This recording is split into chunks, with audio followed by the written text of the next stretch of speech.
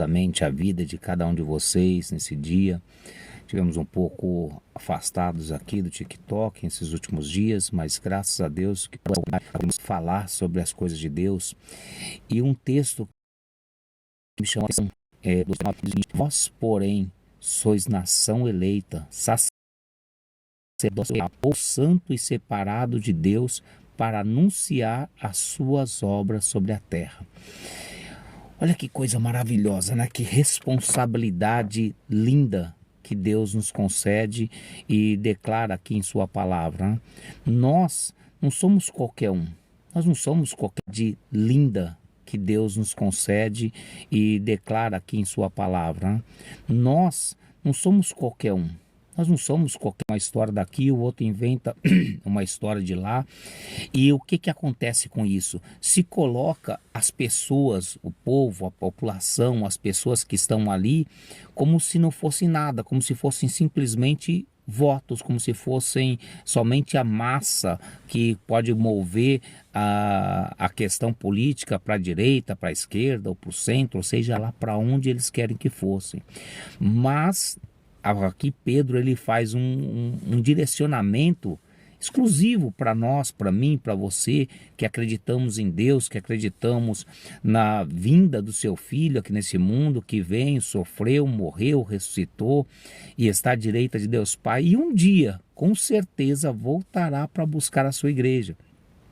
Então nós, quando ele diz aqui, Pedro vai dizer assim, fala assim, vocês não são qualquer um, vocês são nação eleita, escolhida. Veja só, nós somos um povo que fomos escolhidos. Como o próprio Jesus disse, falou assim, olha, não foram vocês que me escolheram. São vocês que me escolheram. Eu que escolhi vocês. E não escolhi também para qualquer coisa. Escolhi para que vocês vades e deis frutos e os vossos frutos permaneçam. E Pedro aqui que caminhou com Jesus, ouviu Jesus falando isso, ele vai trazer aqui essa responsabilidade para as nossas vidas de uma forma muito boa, de uma forma muito assim... maravilhosa, mas assim, de uma forma mais dinâmica, né? Olha, vocês são nação eleita, povo santo, escolhido, mas não é para qualquer coisa, não é para qualquer situação. Deus nos escolheu só para nós falarmos, eu sou crente da Assembleia de Deus, eu sou crente da Batista, eu sou crente da Deus é Amor, eu sou crente da Universal, eu sou crente da Congregação Cristã no Brasil. Não foi para isso que Ele nos chamou, não foi para ostentar um nome ou uma placa de uma igreja. Ele nos chamou para uma obra que é para anunciar. E anunciar quem? Anunciar Deus Pai. O Deus que criou todas as coisas. O Deus que uma hora olhou para a eternidade e diz na eternidade, fala assim, olha, façamos o mundo, vamos fazer o homem, a nossa imagem, a nossa semelhança, para que ele venha nesse mundo que foi construído por nós, para que nós possamos nos alegrar com o homem e o homem se alegrar conosco, para que o homem frutifique, para que o homem governe, para que o homem tenha poder sobre toda a terra.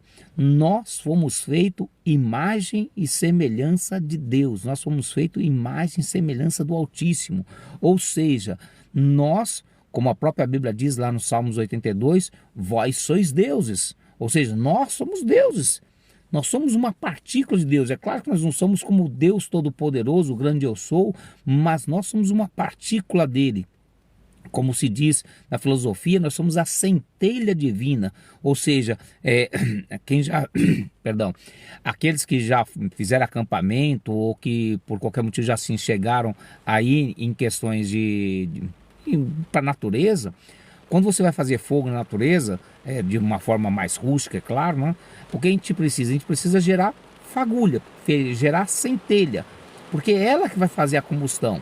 Quando você pega no motor elétrico, por exemplo, no motor de carro, para que ele possa queimar o combustível, ele precisa de uma centelha, né? Quem já pegou ali, desmontou um carro numa vela, você pega a vela do carro, tira ela, você vai ver que ali conforme a correia passa por ali, ela gera uma centelha, ela gera uma fagulha, aquela fagulhinha é que vai fazer com que o motor funcione. Quando você bate uma pedra na outra e gera a centelha ali de fogo, aquela centelha ao cair na palha seca, vai gerar o fogo que você precisa para aquecer. E eu e você Pedro vai dizer aqui que nós somos essa centelha. Nós somos nação eleita, escolhido por Deus. Para quê? Para poder anunciar o seu nome. Para poder anunciar que Ele é grande, que Ele é bom, que Ele é eterno. E que assim como Ele é, nós somos também. A questão é essa. A gente precisa entender isso, que nós somos centelhas de Deus. Nós somos nação eleita, povo escolhido, sacerdócio real. Nós não somos qualquer coisa. Nós não somos massa, nós não somos números para que possam ser manipulados para a direita, para a esquerda, para onde quer que seja. Não, nós somos eleitos por Deus, nós somos sacerdócio real, ou seja, nós temos que colocar as nossas roupas sacerdotais. Se você tiver oportunidade, vai lá no livro de Levíticos, que lá ele vai falar a respeito das roupas sacerdotais, de como que eram as roupas, vamos falar assim, a exuberância que tinha aquela roupa, né? A forma como que ela era tecida, a forma como que o sacerdote tinha que colocar, os preparativos que o sacerdote tinha para poder usar aquela roupa, porque ele tinha o sacerdócio, ou seja, ele tinha a incumbência. O que é um sacerdote? O sacerdote é aquele que tem a ligação entre o homem e Deus. Existe uma teoria, né? E assim é muito propagada nas igrejas evangélicas, e existe uma teoria, né? E assim é muito propagada nas igrejas evangélicas, e quando olha-se por uma ótica como os antigos que criaram as regras, as normas da igreja, se olha, a gente entende, mas eu vou explicar de um jeito que você vai compreender por que te ensinaram errado. É muito comum você ouvir na igreja e falar assim: olha, quando Jesus morreu na cruz, o véu do templo se rasgou de cima a baixo e agora nos deu livre acesso a Deus. Nós não precisamos mais de intermediário, nós temos livre acesso a Deus. O homem agora não precisa de intermediários. Ou seja, o homem agora não precisa mais do sacerdócio, o homem não precisa mais do sacrifício para poder se encontrar com Deus, para poder falar com Deus. Isso é o que se ensina na grande maioria das igrejas evangélicas, que ao rasgar o véu do templo, quando o véu do templo se rasgou no terremoto, criou-se uma liberdade entre Deus e o homem para que o homem pudesse chegar a Deus. Exato, não está errado não, está cobertamente certo. Só que quando se fala desta forma, quando se põe dessa forma, você tira algo importante que Cristo conquistou para nós.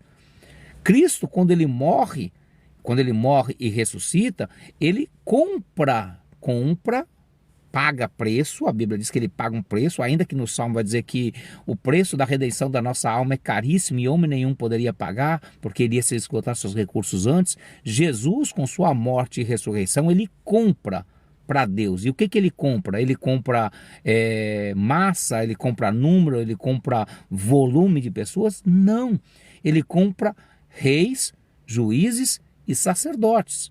E ele vai dizer lá no livro na carta de Paulo aos Efésios, ele fala assim: olha, e pelo seu sangue nos restaurou a Deus, e com isso nos fez como apóstolos, discípulos, sacerdotes e doutores.